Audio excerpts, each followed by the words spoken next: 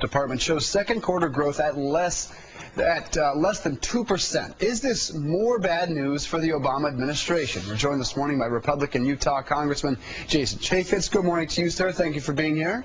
Hey, good morning. Well, I know that you and fellow Republicans feel that the Obama administration is hurting job growth in this country.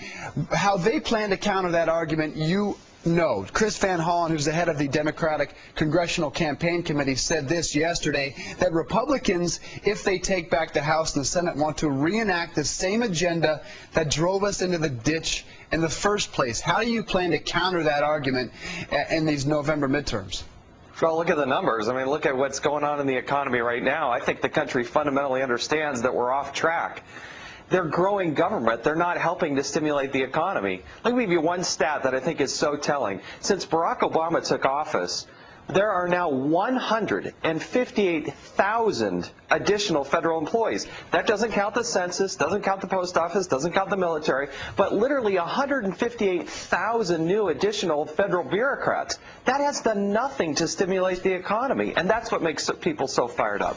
And if Republicans are able to take back the House and or the Senate, we're hearing that a lot of investigations may be rolled out. We're hearing this from Darrell Issa of California. Investigations anywhere from how the Joe Sestak tried to push out of the election, to the bailouts of GM, of AIG, etc. Is this productive at this point with so many problems, including the economy? Will this be productive for Republicans to investigate the past?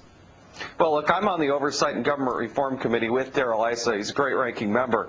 But listen, the role and responsibility of the Congress is to be a check and a balance on the president. We're not there to be the cheerleader for the president.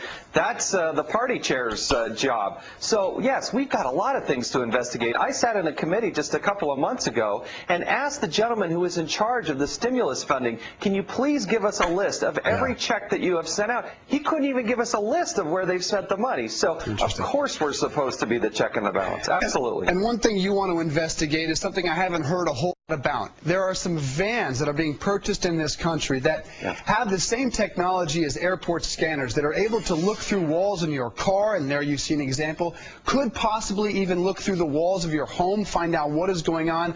Oddly enough, the ACLU is very much supporting you in your pursuit of truth behind these vans. Tell us more about them, who's buying them, and what do people need to know this morning? Well, look, we want to be safe and effective in our screening of potential terrorism at our airports and on our streets, but we also can't give up every liberty in the name of security. And so everybody from the Eagle Forum to the ACLU has been very supportive of my efforts to make sure that we limit the use of this technology. The police department should not be able to roll down the street and peer into your home or into your vehicle. That, to me, is an unreasonable search. And so this company that is producing these vehicles that can look into these homes and into these cars has sold over 500 of these. To whom? So we're issuing, well, that's what we want to find out. That's why I'm diving into this. Yeah, that sounds like something that concerns thousands, if not millions, of people in this country. So that's an important investigation. It was funny and cute when we thought about it in the context of Superman, but to know that they're actually doing this now, I just think it goes way too far. It's an invasion of privacy. Scary stuff. Congressman, thank you for joining us. We appreciate your time. Hey, thank you. Coming up on the show, you know the movie Minority Report? Well, it's happening in real life. Police using the new technology to make fighting crime